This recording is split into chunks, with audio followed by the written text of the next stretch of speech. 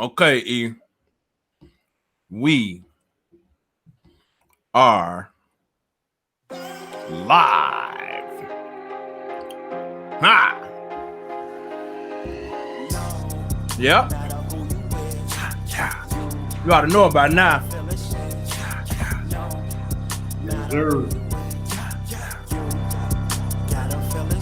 This that raw, that dope, that pure uncut cocaine. E. What up? This that raw, that dope, that pure uncut cocaine. Uh-huh. All that weight I lost, I gained it back through the social distancing. Social distancing. Get him, Gino. Get him, Gino Pacino. We are back, E. Another week, man. What's happening? We are back. Good morning, Chicago and the rest of the world. Welcome to the Money, Sex, Gen X podcast. This is season 3, episode number 4. Why are your relationships effed up? I am your host with the most, your man with the plan, the Scottie Pippen of podcast pimping. Mr. Eric McLoyd, and I am joined by the Titan of Teen Tech, music mogul in the making, the Rashid Wallace of podcast knowledge. My brother, the homie, Big Stu. Hey, bo.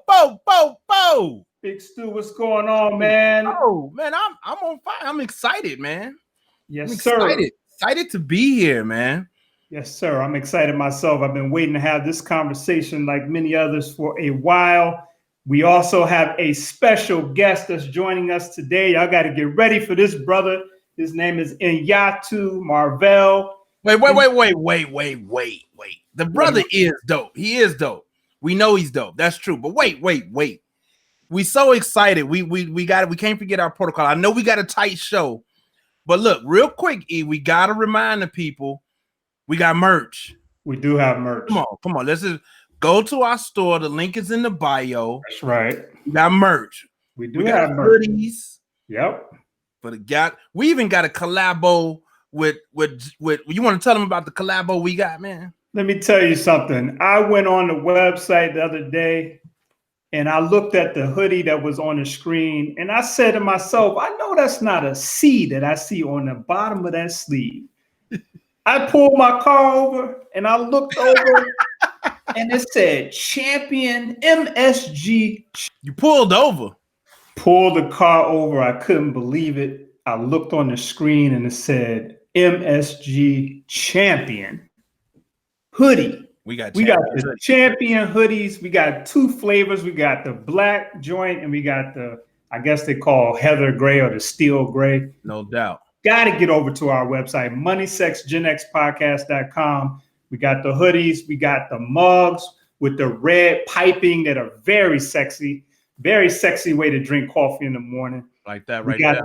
There you go with the red piping. We got the joint with the black piping. We got the dresses, the t-shirt dresses. We got a bunch of stuff. Somebody even pointed out we got the backpack now. We got backpacks. We got backpacks. Yep. So yeah, just go ahead over and the link is in the bio. Go cop the baseball tee or the mug or something because Money, Sex, Gen X is a lifestyle. And so Absolutely. we got that. Lifestyle, a movement. And guess what? The stuff is of quality, reasonably priced, make some great gifts for that Gen Xer in your life. Or that millennial. Or that Gen Z. Anybody can get it. All right, let's do it, man. We're ready. We got a guest. Go ahead, do your thing, man. Nyatu Marvell is joining us today. And Nyatu A. Marvell is Hitch. He is a dating and relationship consultant.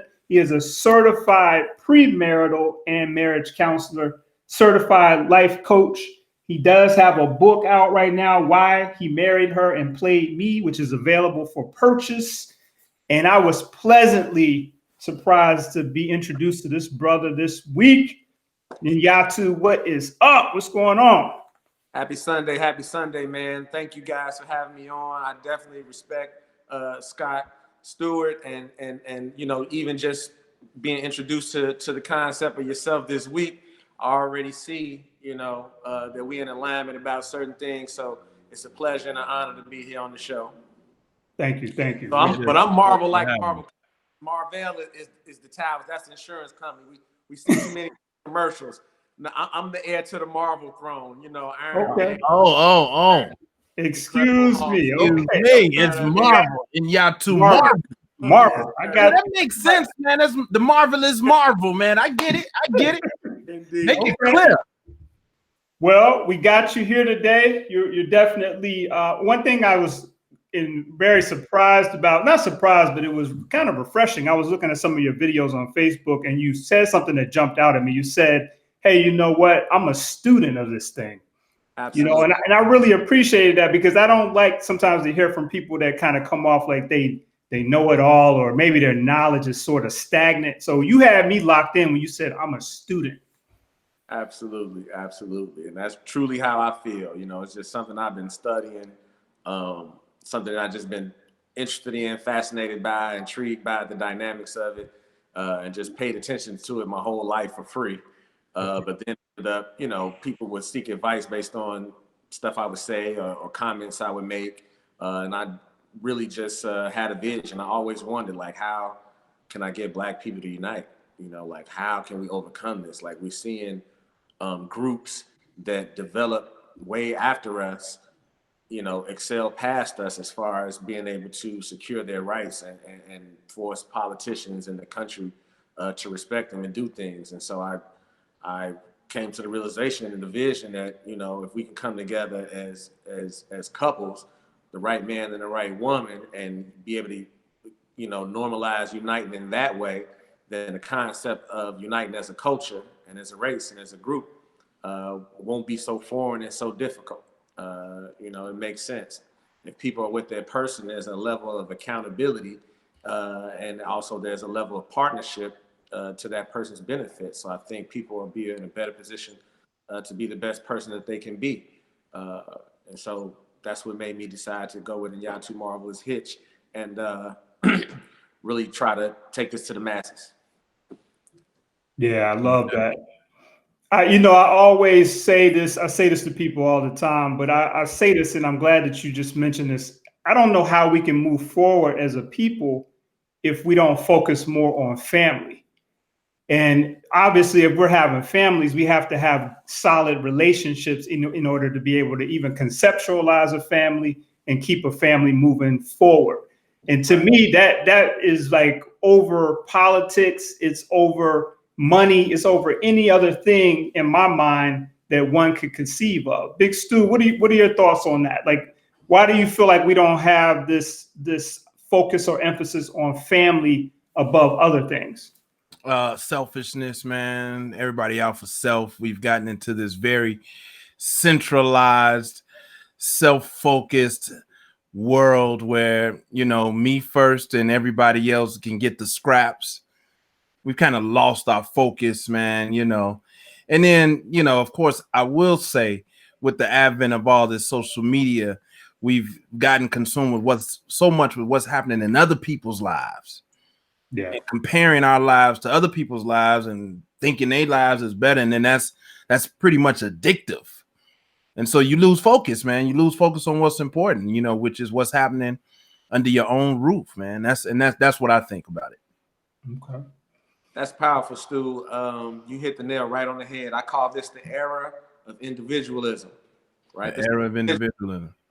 And it's just what you said. You know, people go on social media and look at other people's highlight reels and then compare it to our blooper reels, right?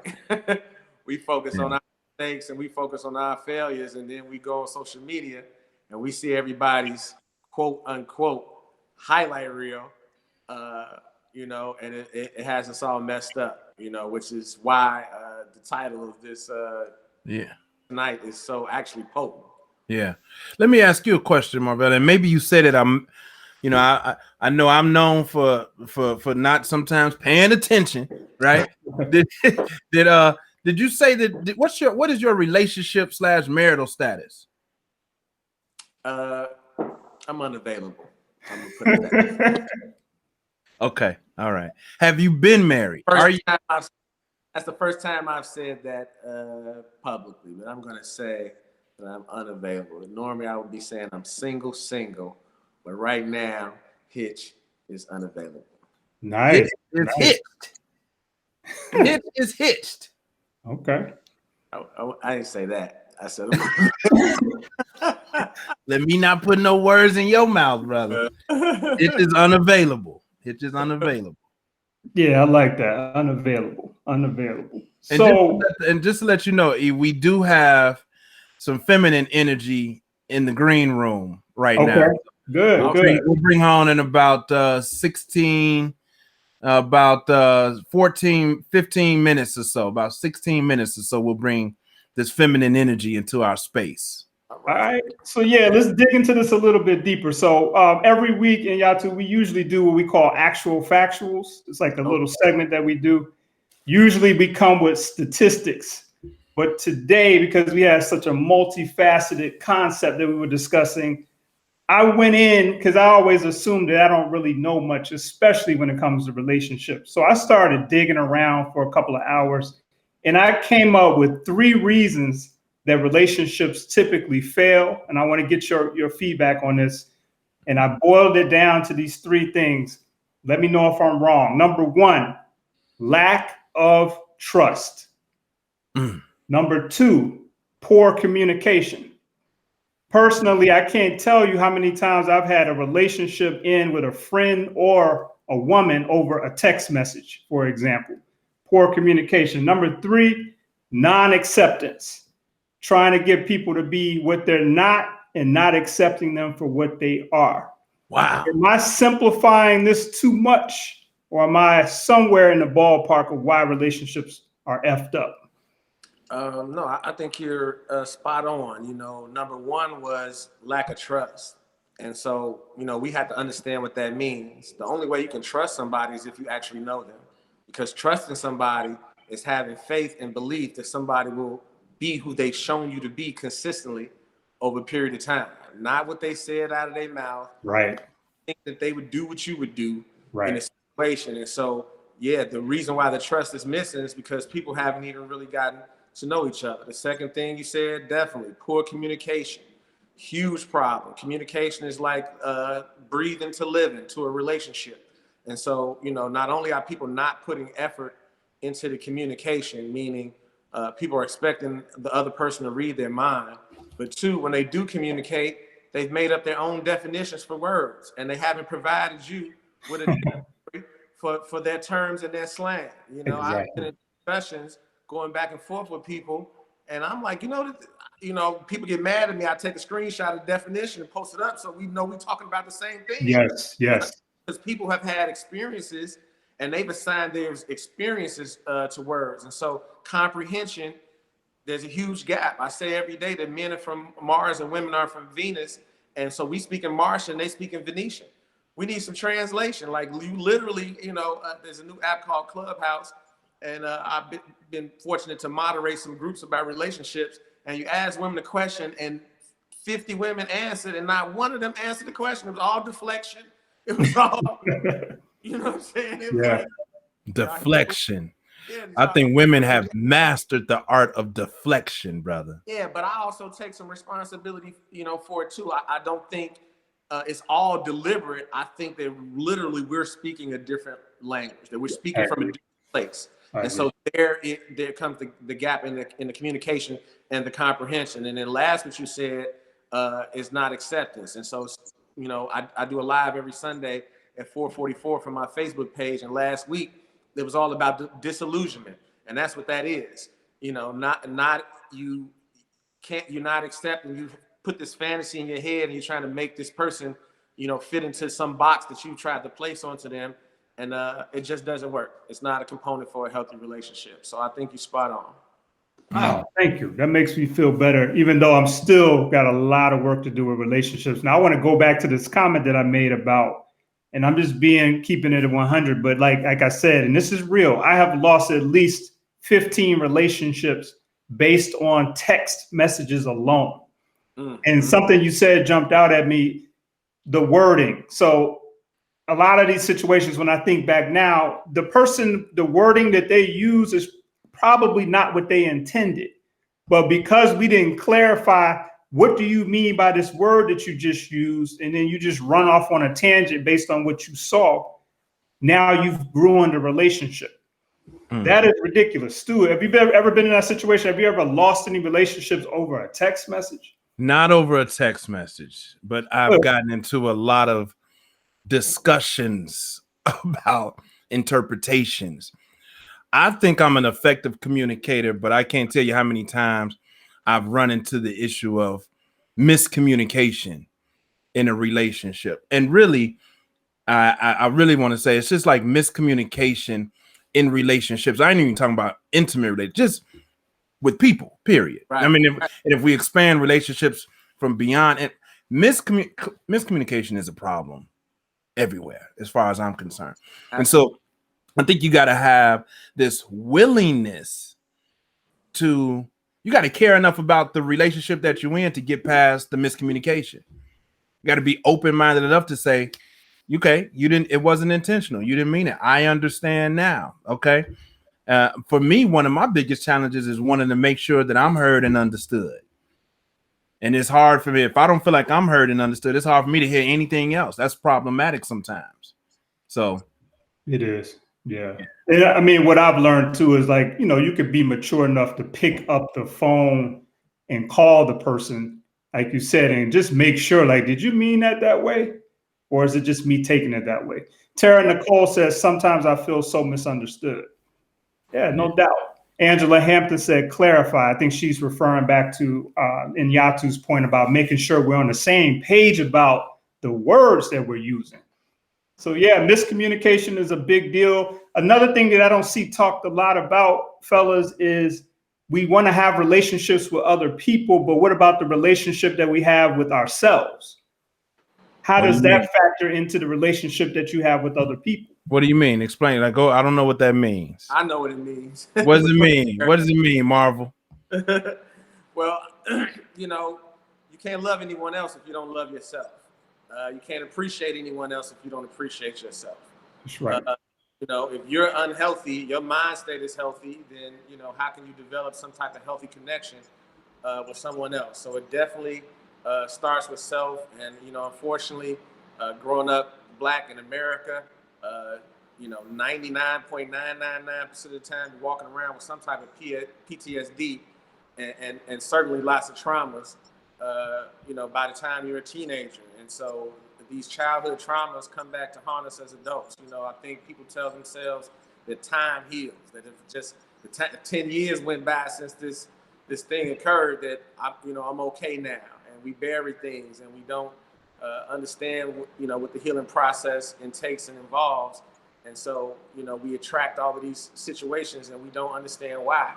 And it's because of the relationship that we have with ourselves, just like Eric said. I want to tap into that a little bit. So there's this piece about, we grow up under the, Disneyland, magical spell, right? Right. You find a prince or a princess, you kiss the frog, or you kiss the ugly monster, and they turn into this princess and they go off into the sunset, right? And they live happily ever after. But so that's how we're, as a society, at least as a Gen Xer, I know I was raised that way. But what about expecting, some of us get into it, expecting somebody to compliment us, to complete us, and then now we're saying, nope, come whole, right? And then, so what do we need from our partner? What is the relationship? What should the relationship be looking to accomplish?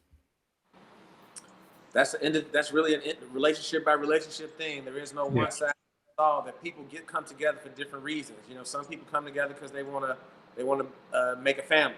They want to have kids. They want to have a mother and father unit. in there. Some people are coming together for more transactional reasons. You know, it's financial. Some people are coming together, you know, just for companionship. And so it varies for everybody. But what I think everybody needs is a healthy relationship, whatever the agreement is, you know. But we don't get to decide that for other people. And I really want anybody who's watching to understand that, you know, be who you really are. But there's somebody out there for you. You know, try to be the best version of yourself for sure. But don't try to fit into the box of what society says. Don't try to put your relationship into the box of what society says. You really have to get to know yourself and understand yourself to know what type of relationship you need to be able to grow and prosper inside of. This is how I judge compatibility. Can I still maintain my peace of mind? Is my ambition still as high? Is my energy still as high? You know, is my quality of life as high or better? Yeah. Because if it's not, if it's draining, if it's pulling me down, if it's slowing things down, this is not for me. Exactly. Man, I'm looking for a partner. No question. Dropping some jewels, brother. I want to get to this comment from Tara Nicole because it's going into something I wanted to talk about. She says, but when miscommunication happens, it seems that people are so unforgiving. Oh, my goodness. Now, I can't say that I disagree with that, and I can't say I'm not guilty of it. But one thing that also occurred to me when I was doing the research for this week's episode is we don't hear people talk about the fact that, so me and Big Stu are developing a friendship. You know, we've been knowing each other for about a year. But I have to keep in mind that if I have a friendship with Big Stu, I'm also going to be dealing with whoever he has a relationship with that I might not know, right? You know what I mean? So, like, what do I mean by that? So I know of his lady. So he has a relationship with his lady that has certain characteristics. He has a relationship with maybe his mother, his brother, his cousin, and then you take it on a romantic level. So my lady that I have now, I'm not just in a relationship with her. I'm in a relationship with her mother, her father, you know, all of the people in her family. And one of the mistakes that I feel like I've made when I was younger is I didn't pay attention to the other people in the chain of the relationship. Yeah, that's important. That's heavy, bro. That's super heavy. That's heavy. Woo, man. That's heavy. Really, but you only get there when you are serious about the relationship. Well, does that happen? Do you care about that if you haven't considered being serious in that relationship? When do you start caring about those people in the chain? One of the initial conversations that I have when I interact with women and invest some time in conversing with a woman is, you know, who are your friends and confidants? Who do you talk to? Who do you tell things? You know, so that I know in advance who's going to know any business that I share with you, right? Yeah, so before you meeting them or anything like that, you know, I might not lay it on this directly the first time. The first question I say, well, you know, we had 2 or 3 conversations. What would you tell your close friends about me right now? You know, based on so far, you know, and boom, they won't tell you everything that they told them, but you're going to get an idea of how much, you know, this woman reports to her friends or her whoever it is, mom or, you know, friend, but whoever her confidants are. But that's the exact word that I use. Yeah, I like that. And I mean, it comes in early, believe it or not. Women are screenshotting conversations and all kinds of going on in this world of individualism, this era of individualism. That's right. So yeah. What is that about? Like, what is that about? Can you have any insights on some of that stuff? Is it still due to the lack of trust? Like what's happening? Can you break that down a little bit? Maybe our female energy, when we bring her on, maybe we'll table that question for her. Sounds good. Yeah, and the other thing that I want to make sure we do in this conversation, and if you all are just tuning in, you are rocking with the Money, Sex, Gen X podcast. This is season 3, episode 4. Why your relationships effed up. We have Nyatu here. We got my co-host Big Stu. We're trying to get deep into this relationship conversation. We're trying to stay away from the cookie cutter themes and concepts that we hear. We're trying to get out of Disneyland, bush gardens and get into the real about relationships. Indeed. And the first thing that we need to do or go back and do is define, what does the word relationship actually mean? Because I'm gonna tell both of you, one of the biggest issues I've seen, and I tell people this all the time, I spent a little bit of time dabbling in Scientology about 5 years ago. And I know Scientology has a bad rap and we've heard all this stuff. But one thing that I did like about Scientology is they have this concept, and they say this, and I believe it to be true, that anytime you have a serious issue in your life or you have a serious issue with a situation, they say that the root of that is because you don't understand the word or a word in whatever process or situation that you're dealing with. And to they believe that that can lead to mental illness. It can lead to committing crimes, this, that, and the other. I also believe that when words are not, and we talked about this a little bit earlier in the conversation, but I also believe beyond clarifying a word, when we don't understand a word just in and of ourselves, it could lead to a multitude of problems. Because if I go to Big Stu and say, yo, I want to have a better relationship with you as my friend, I might not even know what the word means, much less me and him having the same understanding of the word. I might not even know what relationship means. Well, I did pull the definition. I'm gonna read it. Nice. The way, so it's a noun. There are a couple of definitions. The way in which two or more concepts, objects, or people are connected, or the state of being connected, right? The state of being connected by blood or marriage. The way in which two or more people or groups regard and behave toward each other. How do we feel about the definition? Is that appropriate? I would agree with it. I think it's spot on. I'm here for it. I can live with that. Yeah, I think it's accurate. Okay. What about you? How about you, Eric? Yeah, I agree with it. It's very simple. So if that's the case, then my understanding would be then that we must have relationships with a multitude of people and things and concepts than we probably would even think on a daily basis. If it's about your connection to something or someone, like somebody could be in a movement. Remember Rough Riders back in the day? People was in a Rough Riders motorcycle club. So that was a relationship. Absolutely. You know what I mean? If you was part of if you was on the East Coast and you were part of Rough Riders, you had the jacket and all that, you're part of a relationship. I don't know if people would have viewed it that way, but that's what it is. If you rock Polo or some specific brand, that's a relationship from what I'm understanding. Well, the one right now, if we all like the Chicago Bulls and we at the game rooting for them, that may be a relationship. You know what I mean? I think it's important to kind of understand that. The one relationship I always like talking to you about is the relationship that I have with money. Yeah. That's a relationship, right?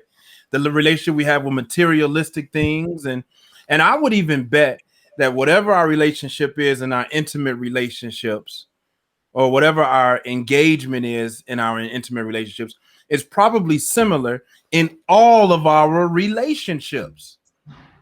I would go that far to say how you relation with things and people is transferable. So if you got messed up relationships, you got messed up relationships. So to Marvel's point you got to check on you first, because how you probably relating like that in every area of your life. Let's introduce Mel. Go ahead. No, let me say this real quick. So you're saying that if you have a bad relationship with money, for example, then it's likely that the rest of your relationships are jacked up as well. In some capacity, I say yes. And Nyatu, how you feel about that? I think that's spot on. I think the reason that people have such bad relationships with money is because they haven't, the light bulb hasn't gone off on their head that it actually is a relationship. Damn. So, Damn. Wait a minute. 5 to 6 years ago. Wait a minute. Hold up, Marvin. I'm sorry. Damn it. Say that again. Say the light bulb hasn't gone off because what? Because they don't even understand that it's a relationship that they have with money. Damn. They haven't realize that concept, that that's what's going on. You know, they think it's there. You know, so they unaware that they're in a relationship with money. And so what I shared was that trauma gets passed down genetically, and habits get passed down genetically. So believe it or not, you know, some people are being born with poor relationships with money in their DNA. And if they, again, the light bulb never goes off the relationship, if the light bulb never goes off that they influence and contribute into the relationship, then they will continue to have this tumultuous, toxic relationship with money. That everything they do to get money is effing them up, you know, and everything they do with the money that they get is effed up. Wow. Eric, let's bring in Mel. Can you give it an intro? I'm sure you a wordsmith, man. Come on, what you got for Mel? Yeah. Let's bring on the sister. We got Mel Byrd. She is an award-winning speaker, a best-selling author, life coach. I went on her website this morning. It's very vibrant and very powerful. Welcome to the show, sister. How you doing? I'm doing great. Can you hear me? Yes.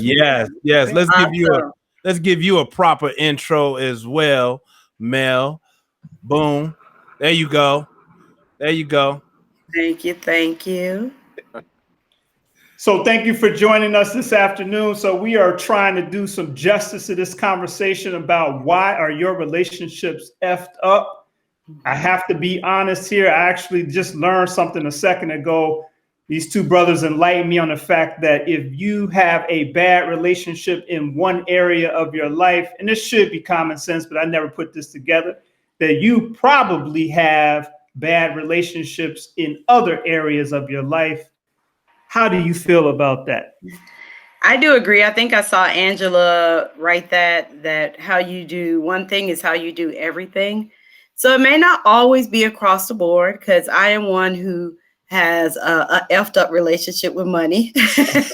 And I'm paying a coach right now to help me because I had no respect for money. I felt like, you know, money come, money go. It's no big deal, but it is a big deal. Right. I'm now 55. I will be 56 tomorrow. Come on, Gen X. Hey, I just made it. I was born 65. And yes, I mean, that's a big part of it, because there are other areas of my life where I am disrespectful in relationship. Yes, I am single. Okay. So maybe that is something for me to look at. Let me ask you, Mel, are you disrespectful to men? I am. Damn. I'm just gonna be honest. I'm just gonna be honest about it. That's an honest answer. No, Wait a I'll minute. be honest about it, right? You got to accept it as a problem first if you want to get it fixed, right? This So conversation just got interesting. All right.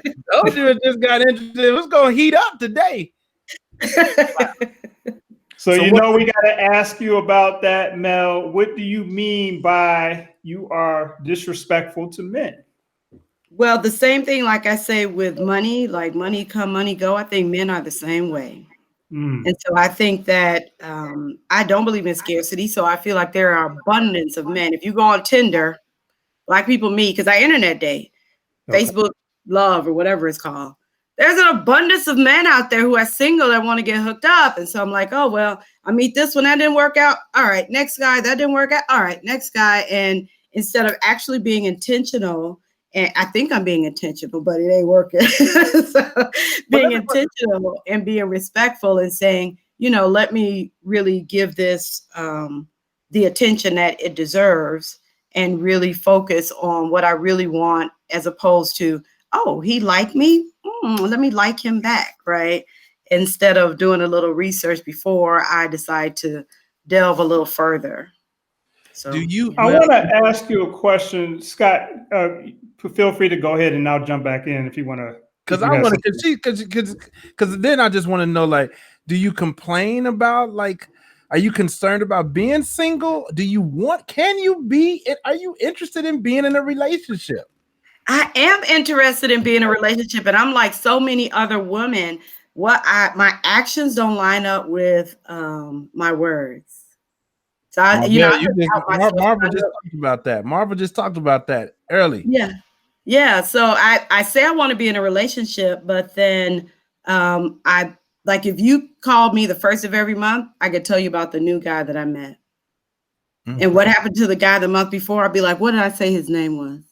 So I do want to be in a relationship. And at times I do slow down and I say, no, I'm gonna be intentional and I'm gonna give somebody a chance. And like I met a guy this week. I was just telling Scott, I met a guy this week introduced to me by a friend. So I said, okay, this is gonna be good.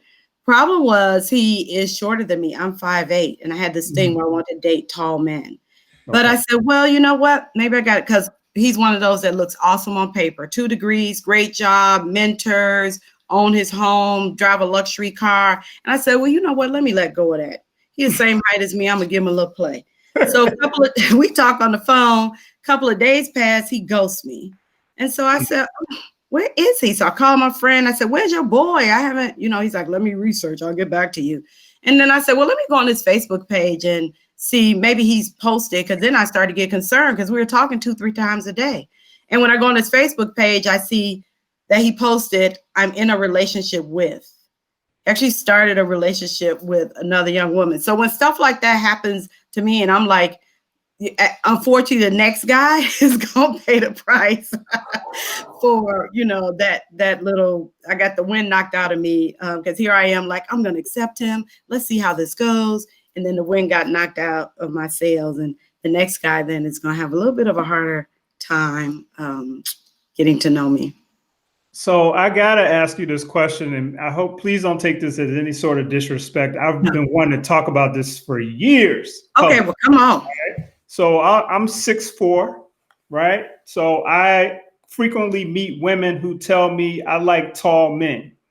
And that's cool, great. It's great for me because I'm 6'4", but I always would wonder, like, that just seems like you only want to date somebody who's tall. So it made me start to think about, and I ask Black women this question because that's who I deal with. Do you really like men, or do you just like the characteristics of a man? And I really want you to think about this. I'm sure you have, but like, do you really like men, or are they just a necessity to accomplish things that you want to get done for entertainment?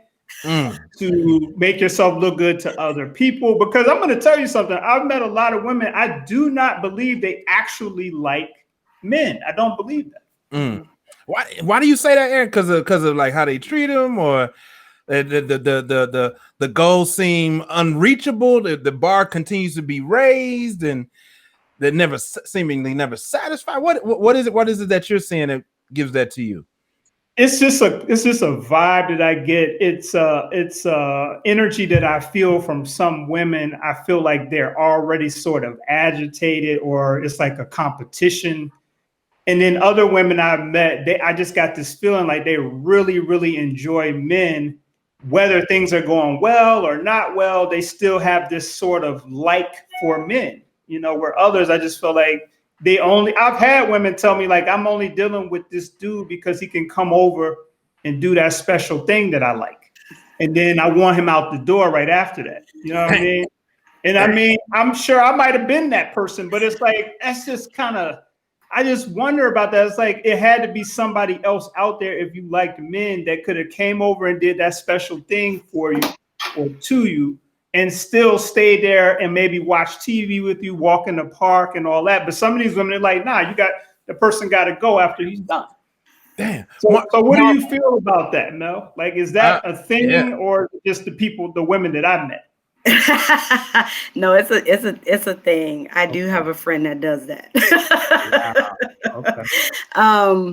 And that's until, I'm like, until I get serious, I can still have fun. But I do love men I can only speak for me, right? I'd love to say I can speak for all women, but there is nothing like that male energy in your space. How I love confident men. So how a man can take charge. Like, we're having a conversation and he'll stand up to me. He'll say, first of all, you got to lower your voice. Right. Yeah. I get excited then. I'm like, oh, you just checked me. And then it's nothing like when he says, good morning, beautiful. And like, you look a hot mess, but he says that, there's nothing that can compare to that. When you dressed up, you got somewhere to go. And he's like, babe, because I speak and coach and write. He's like, babe, knock it out the park. You know, I know you'd be great. Or when I screw up, to have somebody, he say, it'll be all right, right? Lay on his chest and cry in his arms kind of thing. So yeah, I love men. I do want to be in a relationship. And there are so many other people that want to be in relationships. And it just seems like we just can't, like, you know, we just can't get it together for whatever reason. I think like all the things you said, the trust, communication, acceptance. So many of us, like me, I didn't grow up in a house with men, so I didn't know nothing about men. Like I grew up in a house with all women. We ate small portions of food. And then all of a sudden I started going out with guys and they eating all these food. I'm divorced. So when I was married, I was like, well, when you eat, I'm gonna eat. How much you eat, I'm gonna eat, right? And before I knew it, I gained like 25 pounds in a year. And I was like, oh, men eat different than women. I didn't know I can't eat when he eats. I can't eat everything he eats. So some stuff I just didn't even know. I grew up watching Cosby. I believe that marriage, you're supposed to be happy and all issues can be resolved in 30 minutes. And when I was no longer happy, I said, well, time for a divorce. And you know what? Another one will come right on along. And that didn't happen. I wanted to have kids, but I said, well, I'm waiting on the perfect guy. And that's why I don't have any kids, because the perfect guy does not exist. Wow. Interesting. Well, we appreciate you being candid. And I want to tie what you just said back to Nyatu. So I know that you are out here counseling people and sort of trying to make sure they're on the right path. When you hear someone express what Mel just told us, she was very real, very candid. What is your sort of advice to them in these situations? Well, ultimately, for anybody to have a healthy, happy, sustainable romantic relationship, first and foremost, they have to heal. They have to be healed. And, you know, so we have to admit some things to ourselves, you know, which is hard for people to do. You know, we want to leave the things that happened 10 and 20 years ago, maybe 5 years ago, even last year. We want to put them behind us and you know, and just bury them, but they manifest in different ways. So first and foremost, you want to get healed. And the second thing you have to do is you have to get aligned. So Mel touched on something very key. She said, I say I want a man, you know, but again, knowing is half the battle. I commend her for that. She recognized that she may not be, all of her actions and all of the rest of the words that come out of her mouth may not be in alignment with, Right. you know, having that healthy, happy relationship with a romantic partner. And so being aligned is like tuning into a radio station. You know, we all from Chicago. 107.5, you know, is the #1 station. But if you go to 107.6, you ain't gonna hear nothing. You go to 107.4, you ain't gonna hear nothing but static, right? That's just right. that one little 0.1, you know, movement. It's got you off frequency, and you can't hear what you're trying to hear, do what you're trying to do. And relationships and life works the same way. You got to be in alignment. You know, you take your car into the shop. If your tires ain't aligned, they all wobbling and going different ways. If y'all in a relationship and they rowing the boat one way and you rowing the boat the other way, or you rowing the boat and they drilling holes in the boat, you know, we're not in alignment with what we say we want. So those are the two things that people have to be intentional about, and maybe even get some help to achieve, because it's no easy task to heal, and it's not easy to align. You could be a wonderful person, have yourself together in a whole bunch of ways, but miss out on some of the nuances in your behavior, your perspective, your thoughts, and the words that are coming out of your mouth that just put you out of alignment with what you say you want. Absolutely. You dropping some jewels over there. Major jewels. Now, I got to ask you, though, and I love people who are advisors that are willing to share, you know, how their mentality has evolved. You talked about healing. What are some really deep things that you had to admit to yourself so that your relationships could improve? I had to admit that I had a bad relationship with women. You know, I was moving how I was moving, which, you know, was basically having a bunch of defense mechanisms set up to protect me. I wasn't telling myself that. You know, I was framing it a bit different. I was telling myself I was being smart and not putting all my eggs in one basket. And that because I was being honest, I wasn't doing any harm to anyone. But you know, I was dating this young lady, and she was feeling me a lot, and I was feeling her a lot. And but she, you know, she recognized that we ran into a glass ceiling, and she got frustrated with me, and she said, "Hey, and Nyatu, when you have a healthy romantic relationship with a black woman, you let me know." Okay. Right? And I'm like ready to tell her she don't know what she's talking about. I'm not gonna curse her out, but I'm about to, you know, name some women I've had healthy relationships with. But right when I opened my mouth, wheels started to turn, right? and the truth came out. Yeah. And it was like, whoa, you know, that's healthy for you, meaning it was healthy for them, because they agreed to it and because they enjoyed some aspects of it. Does that mean that it was healthy for them? And ultimately, I didn't like my truth, you know? And so from that point forward, I set out to change it. Thank you. And would you say, Nyatu, that and then once you recognize that you didn't have a healthy relationship with women, that you also then had to make a decision to want to change that? Absolutely. That's what I said. I didn't like my truth. You didn't like the truth.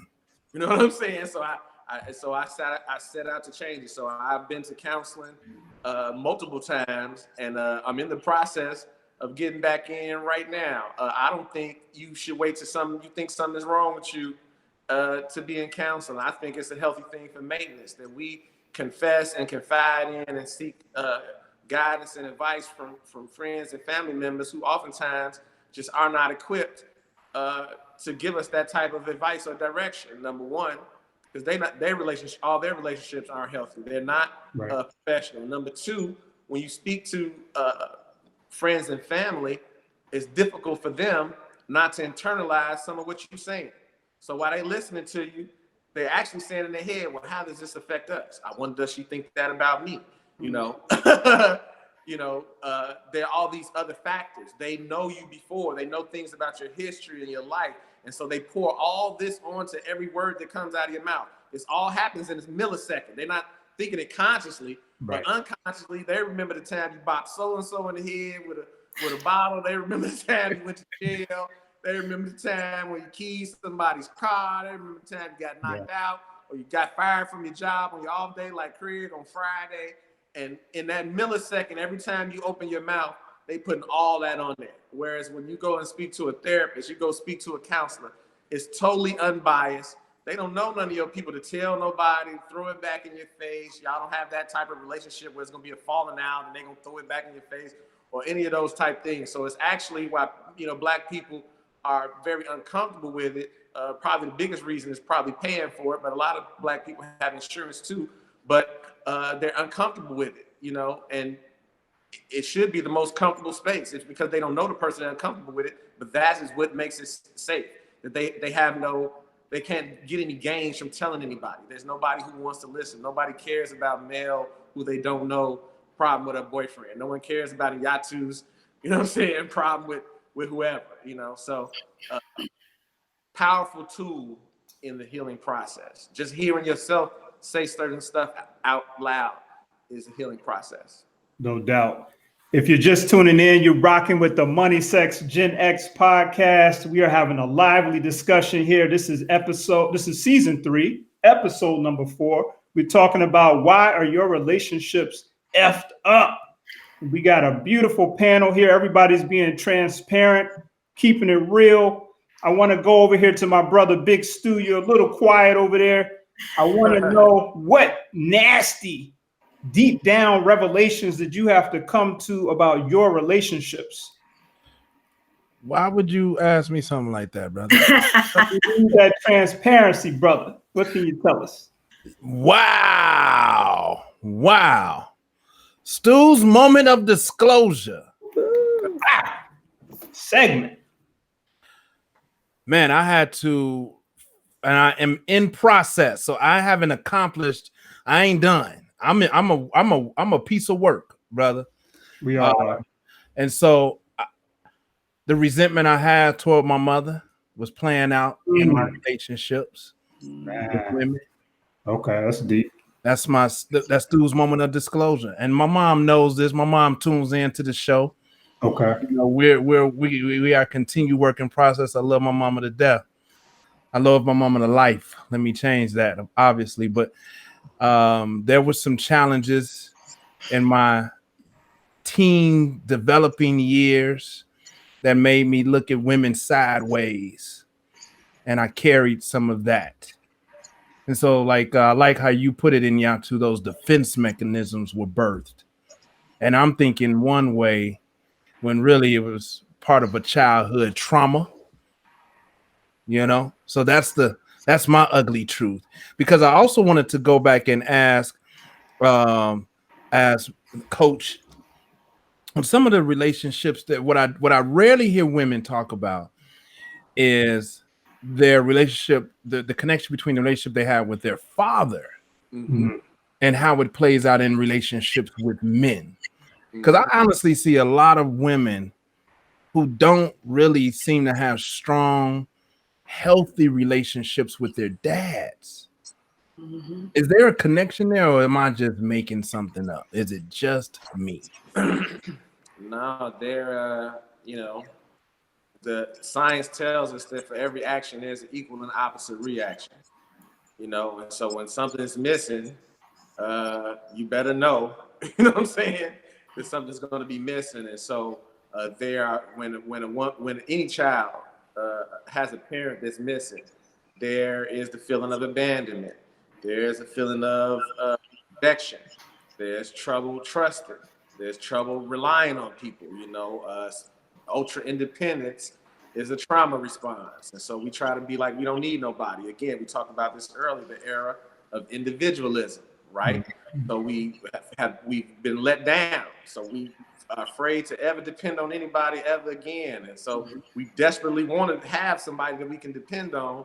But at the same time, when we even catch ourselves feeling like we can depend on somebody, we think we crazy. We try to pull ourselves back to what we think is reality. You know, you can sabotage it. Oh man, people are self-sabotaging all day, every day. That's the only thing that can hold you back. Can't nobody else hold you back but you. So a lot of times, do I hear you saying in Nyatu, I'm sorry, do I hear you saying that a lot of these relationships could be worked out if we allow them to be worked out? Absolutely. Damn. Absolutely. Now you tell me. That's Mel, some real honesty right there. That's how do you feel about that comment about the relationship with the father coming into the romantic relationship of the female?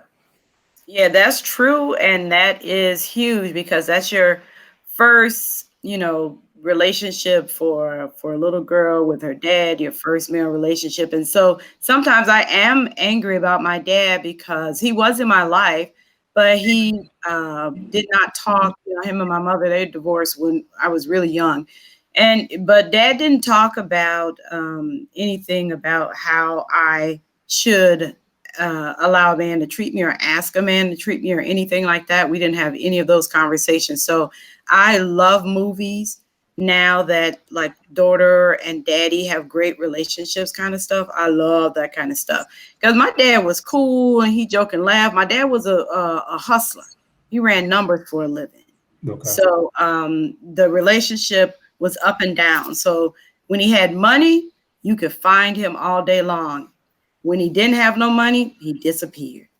But I'm not attracted. So I am not attracted to men that are unstable like that. Right. I'm like, I already know I don't want that. The stuff I love about my dad, though, he had a great sense of humor. He's a people person. So I'm attracted to men that are like that and have a little bit of a hustler in them. Legally though, I'm too pretty to do time. So you gotta keep it above board. But that does play into it. But I know a lot of women who they had great relationships with their dad and they still single, can't find a man, can't keep a man. And then I know there are those who didn't have great relationships with dad, but they endeavor to make sure that their relationship with their husband or their boyfriend is different. So although it may play a role, we can make a conscious decision about what we want in our life. And if we want something different, then you're going to do something different to make sure you get what you want. Nyatu, you were trying to say something? Go ahead. Well, Mel said she really hit the nail on the head, and when we spoke about the dads being missing, I thought about this aspect. But she said she knows women who have great relationships with their dad that are single, and so there are some fathers out here who had the best of intentions when they spoiled their daughters from birth all the way into adulthood, and you fall in love with your daughter before she's even born. When she's in her mama's stomach, you in love with her. And of course, you will lose your life. You will give your life. You will sacrifice. You will do whatever for your daughter. And so what happens is these women become adults and they expect a man to treat them like their father right from day one.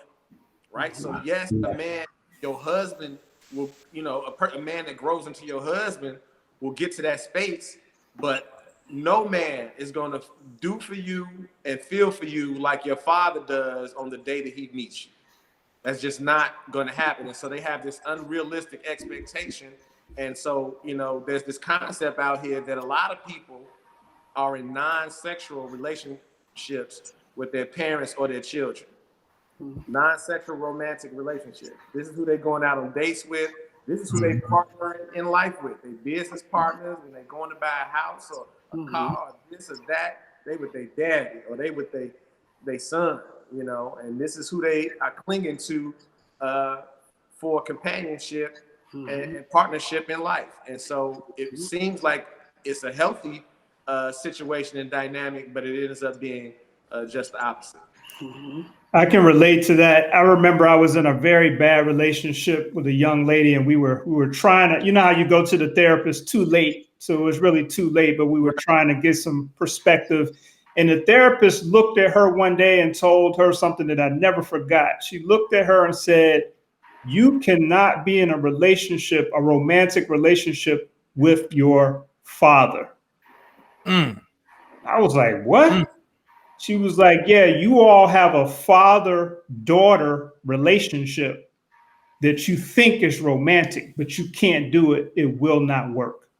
And that was mind-blowing for the young lady. It was mind-blowing for me, but it made sense. Now, she was in a situation where she had a father, but the father died when she was young. And I've dated and been in relationships with several women like that. So the father may have died when she was 11 or 12. And so...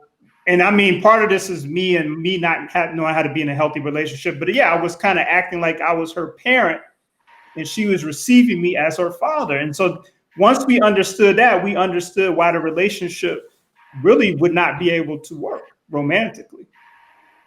So I believe that happens to a lot of people. Let me go to the comment. We got a comment here from Tori Dunbar. She says, "I have no relationship with my father. I love him dearly growing up in the house, but in the neighborhood house as well, in the neighbor's house as well. At the same time, my mother stayed, may she rest in peace, but I understood why she stayed because she loved him and didn't have her own identity. Me, myself, I run for the hills. I have never had a male role model in my life at 47 years old." Wow. Very candid, very candid. Hey, yeah, Terry. I want to give. Hold on, Eric. I'm sorry. Go ahead, Nyatu, real quick. I'm saying hey to Terry Dunbar and telling her thank you for being transparent and sharing her testimony. Yep. Thank you. Yeah, I wanted to have a moment of disclosure for myself. So I had to think about a lot about my relationships as we were preparing for this episode. And I know for myself, a lot of my issues have been around the non-acceptance.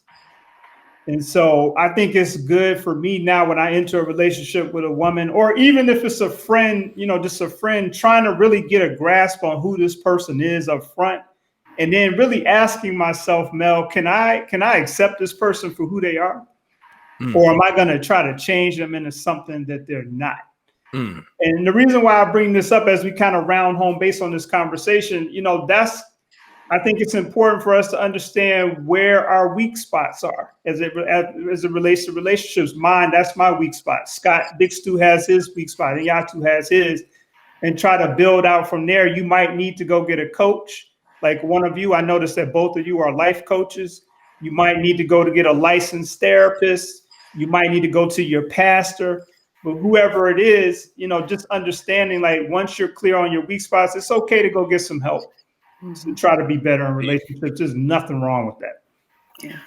I wanna ask a couple of. I think we're still, and I know we're gonna honor everybody's time today and the time of our show and our format. But I want to talk about something that's important and dear to me, which is sex in relationships, specifically monogamy. I asked women this question. So Mel, I'm gonna point to you on this question and then we'll go out from there. Do you expect men to cheat? That is the whole question. Do you expect men to cheat? I do. Wow. I do. So I'm a little different with relationships. I have been in committed relationships where it's just us, but I've also been kind of in like quasi open relationships because I do feel it's difficult for men to be committed to one woman for long periods of time. So I'm like, if you're going to do something, make sure you're protected and make sure I don't find out. So I have been in relationships where when we're together, and when we're not together, we're not together. I did this long distance for a year with a guy that lived in Baltimore, and we visit each other each month. It ended up breaking up because I wanted more and he didn't. He really didn't want to be in a committed long distance relationship. So it ended up breaking up. But I do expect men to cheat, and I'm just like, be protective and don't let me find out. Do you? Let me ask the fellas here. I want to get this question out before I forget it. Yeah. Are we overly concerned about our romantic? Not say you're not married. Are we overly concerned about our romantic partners being with somebody else? Because it seems like that's one of the biggest reasons that relationships sort of fall apart. Should we not worry about that as much? No, I think we got to worry about it. That's why my marriage fell apart, and he cheated on me, and I said, well, I just couldn't, trust him again. But back then when I was 28, when I got married, I never expected him to cheat. That was like the furthest thing from my mind. So when he did, I was devastated. And so now with guys, and I haven't dated anybody since my divorce in 98. Anybody for longer than a year. So I've been in committed relationships that go like 6 months, 9 months, but when it starts getting to that year part, stuff start falling apart. I haven't gotten to the root of that yet. But I think we are concerned about that at all times. Because when I do fully consume, love someone with all my heart and passion, then no, I don't want them to cheat. I don't want them to go and be protected and not let me find out. I don't want that. I want him all to myself. So yeah, it's always a concern. I'm always still afraid that I am going to fully love someone and then that will might somehow happen and devastate me. Let me ask the fellas, black men. Can we be monogamous? I know some men that are monogamous. I can't be monogamous. Yeah. You said you can or can't? No, I can. Okay. I just didn't hear you. The question is, do we want to be? Should we be? But we are in control of ourselves, and we can do, whatever we set our minds to. Ultimately, my question is do men see the value in monogamy? And do women understand that there has to be some value in monogamy? Or are they just demanding this because this is what we taught? We demand it, but then we don't understand what responsibilities we take on that comes along with making that demand, right? When someone is 100,000% dependent on you for their entire sex life, that means that to some degree, they're dependent on you for some of their self-esteem. They're dependent on you to feel desired. They're dependent on you to feel handsome and or pretty or beautiful. They're relying on you for these things. You've asked them to totally rely on you. And a lot of people demand monogamy and then don't provide none of that. They barely sleeping with the person that they with. They ain't complimenting them. They ain't making them feel desired. They ain't putting no effort into nothing. But if they catch a person cheating, they gonna be heartbroken and want to set your car on fire. Right. That's true. And I feel like another thing that you can do, and I'm talking to the younger people out here, don't be monogamous, but then take it out on your partner because you really want to be out there with other people.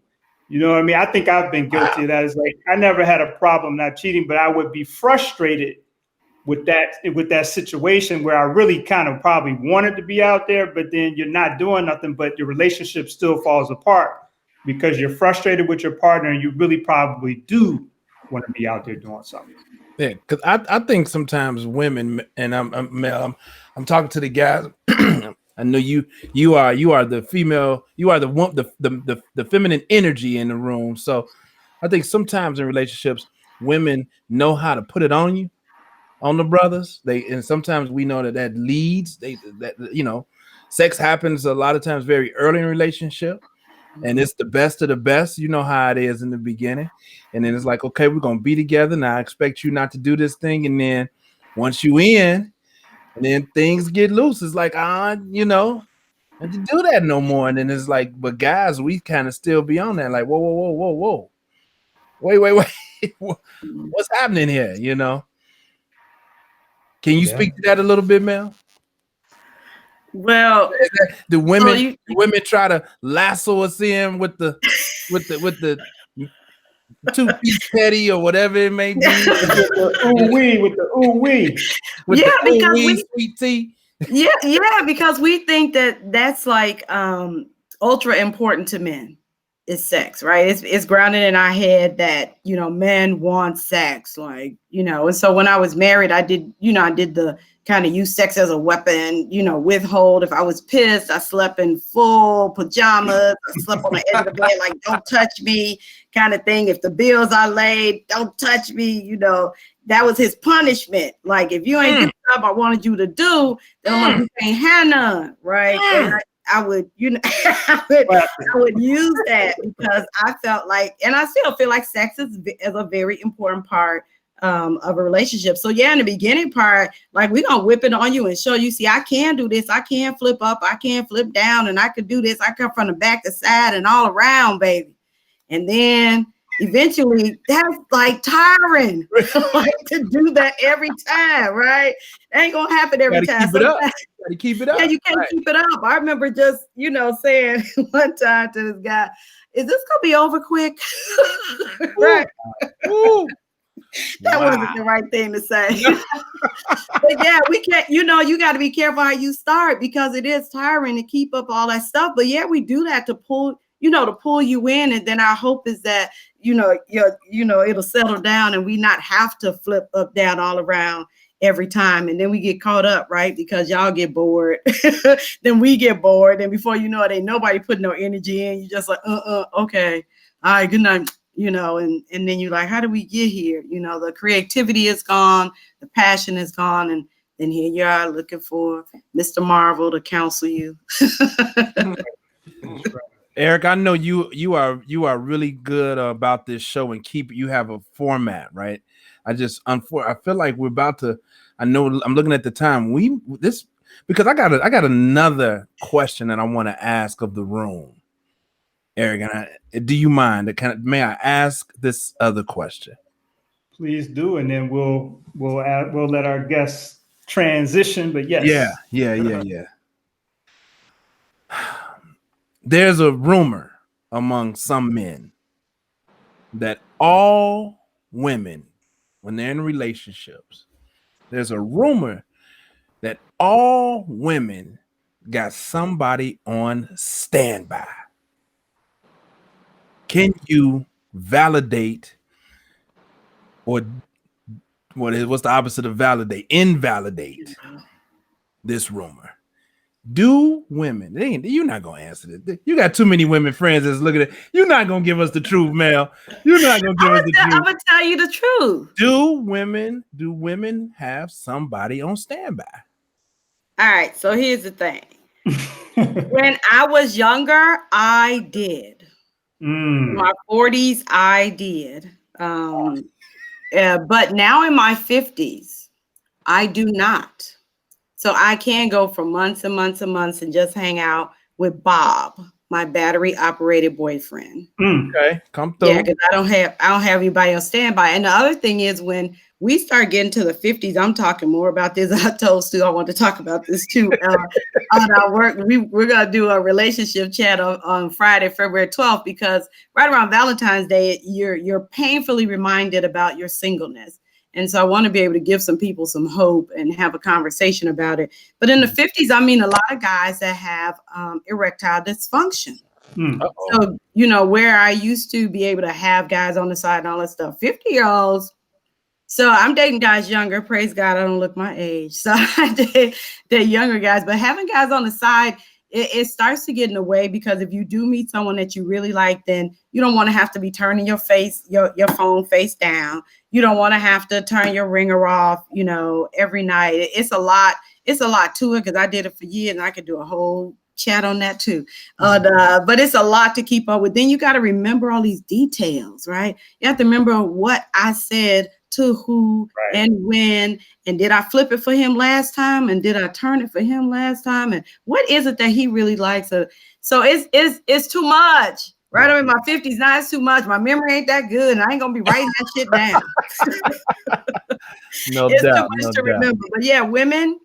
Women are a lot more sexually free now. And whereas before it was like you thought only men cheated, but a lot of women are cheating now. I know a lot of women are cheating now. Yes, women do have someone on the side, but not all women. Not all women. Of course. Yeah, not all women, but some women do. And I was one of those back in the day. I can't now. It's too much work. Thank you for that. Thank you for sharing. And Nyatu, do you have any final thoughts as we put a pin in this beautiful conversation here?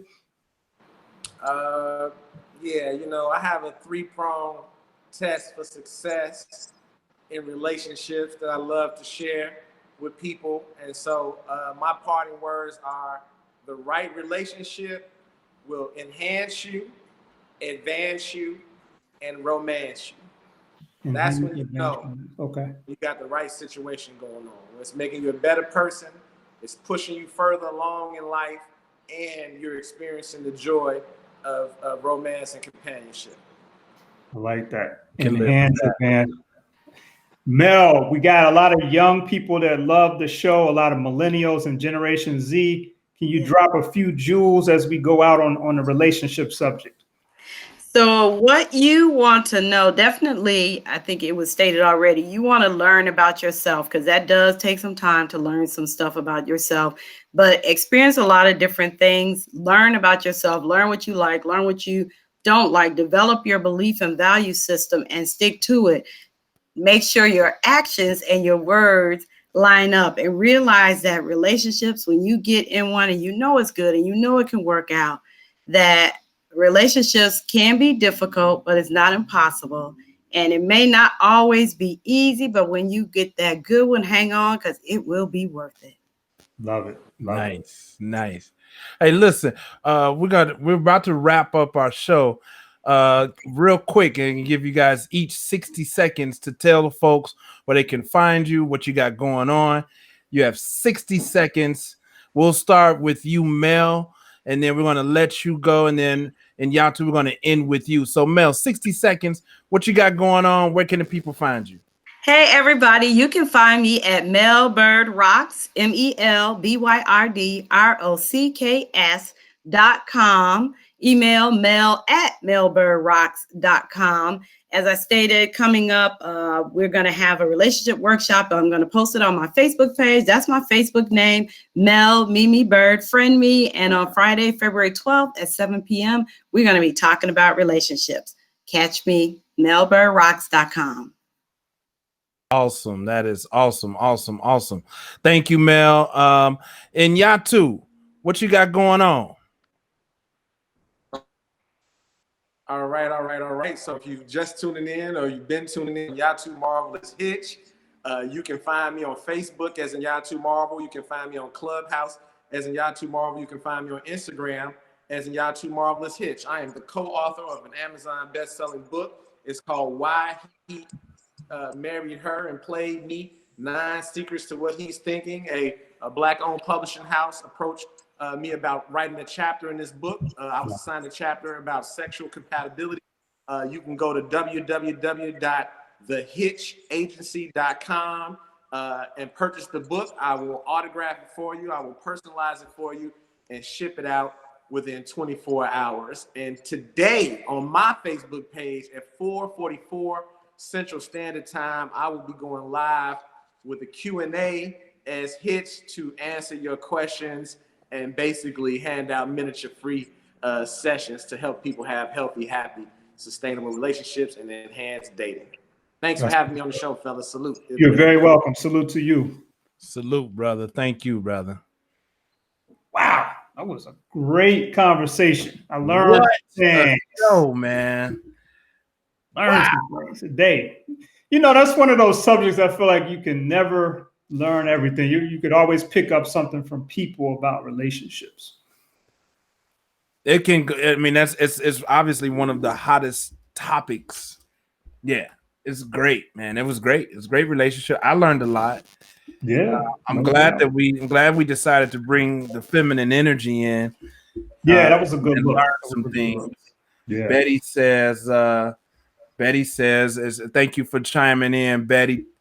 You're a great audience member, great guest. Angela, thank you for always chiming in. You're a great guest as well. Hey, man, we got great ladies, man. They really support us, huh? Yeah, we do. And that's a beautiful thing. We need to make sure they have all the MSG merch that they could ever want in any flavor. And yeah, we do appreciate that. It's such a great thing to have your woman, your lady standing right there with you as you try to make things happen. Absolutely. What's your biggest takeaway for the day, E? What's your biggest takeaway, man? My biggest takeaway is just that concept of understanding that, you know, you're in a relationship with multiple people. Whenever you're dealing with one person, you're dealing with everybody they're in a relationship with and everything that they have a relationship with. And so that's just something I just want to continue to meditate on. Yeah. Mine is, you know, working on making sure that I'm healing self and taking care of self and not putting that on my lady, you know. That's a big one. I desire to be in a monogamous, because I agreed to it, healthy, happy relationship. And I believe from the bottom of my heart that I have the right person to do that with. I think sometimes the expectations get challenged, and I got to work on that. And that both ways. Like, I still have a lot of learning to do. And I'm not ashamed to say it. Even at my age, I'm not ashamed to say that I still got a lot of learning to do when it comes to relationships, particularly romantic, intimate relationships. That's what's up. I appreciate that candidness. Yeah, same here, man. I desire to be in a monogamous relationship. I desire to do my part on a higher level. Yeah, you know, in my current relationship. And yeah, like you said, it's going to take some work. I know what my triggers are, and I know what I need to work on. And I'm going to continue to do that work. But, you know, I will say my current relationship has been great. Yeah. And, I feel like I can do my part to make it even greater. Come through. So we're going to do that. We're going to do that in 2021. So we're going to get to our next segment, which is something I love to do every week, Big Stu. Yeah. We'll be coming through with the information and the situation. And so this is Characters from Corporate. If you've never heard this segment before, this is where you kind of send us a quick message about something that's going on in your corporate life. Usually you identify somebody as being a character. It might be you, it might be your manager, your boss, etc. And you let us know what's going on. So this week, our person came in, they said, hey, I am a 31-year-old Black woman from Seattle, Washington. I am currently unemployed, and I'm looking for another position, Big Stu, as a nurse. Okay. She says, I left my last job because my coworkers who are also Black were Democrats, and they used to talk all day about how crazy it was for anyone to be a Democrat.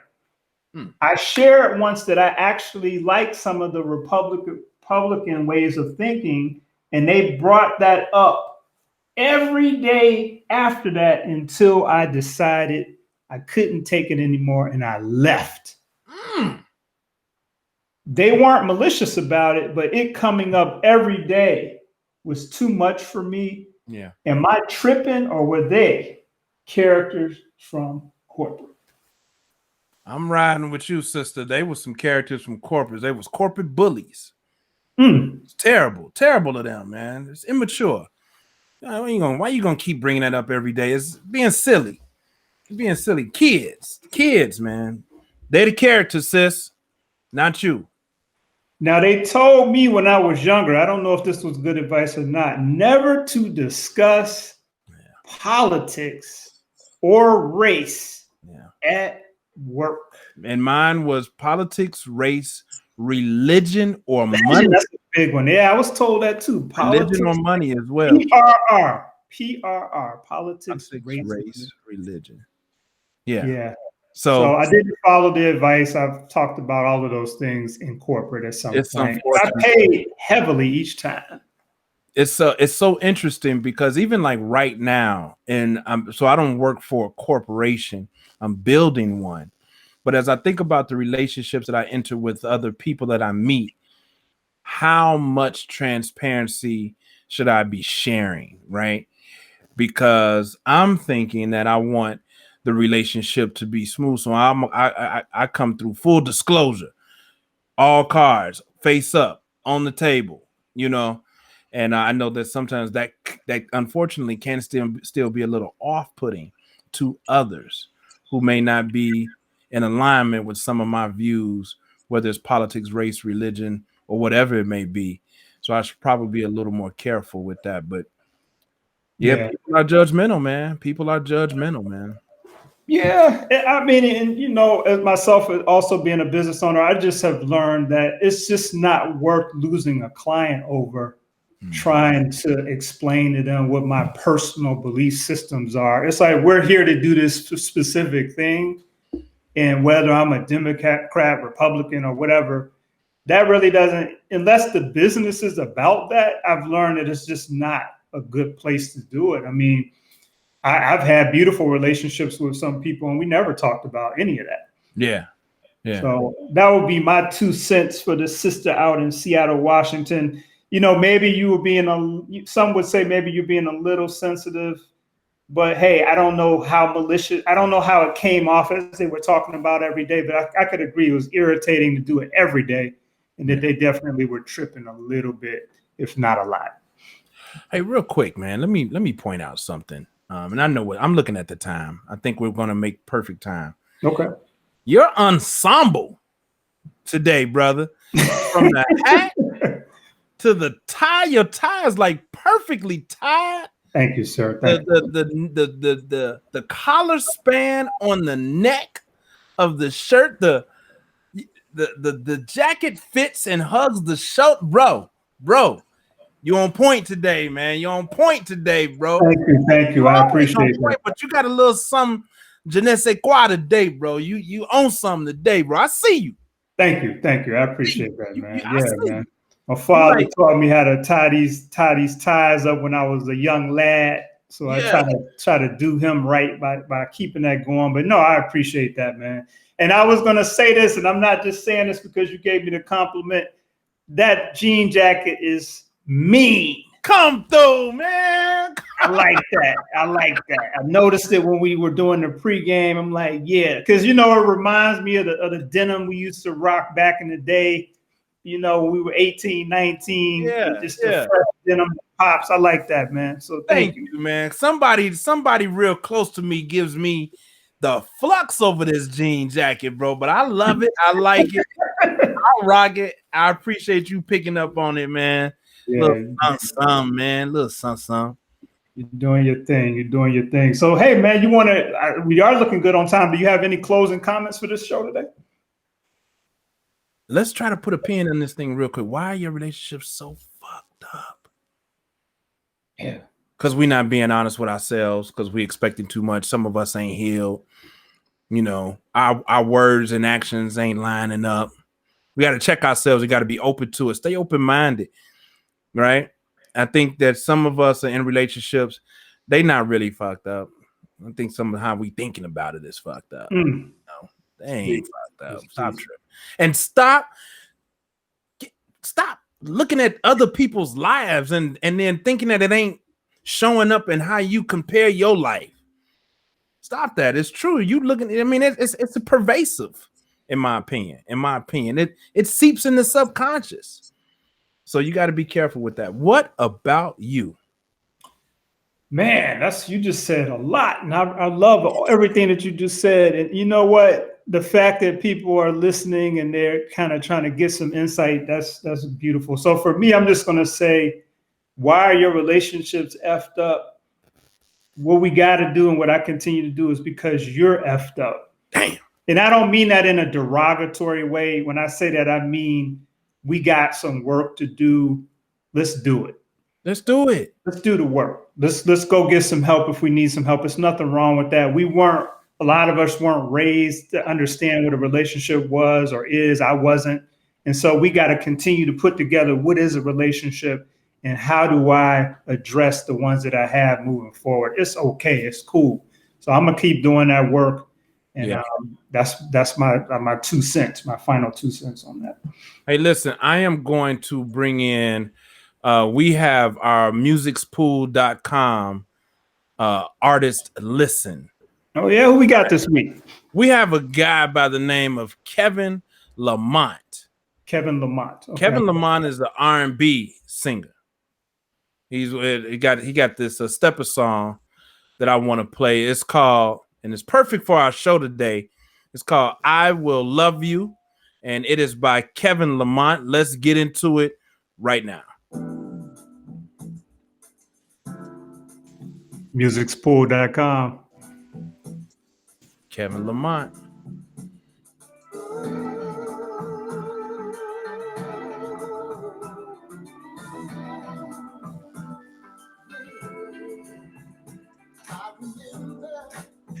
Stuff. When we first met, that's the day I'll never forget. Indeed. When I saw you, my heart skipped a beat. Your laugh, your smile, ooh, was so sweet. You move like poetry in motion, a perfume so divine. Hey.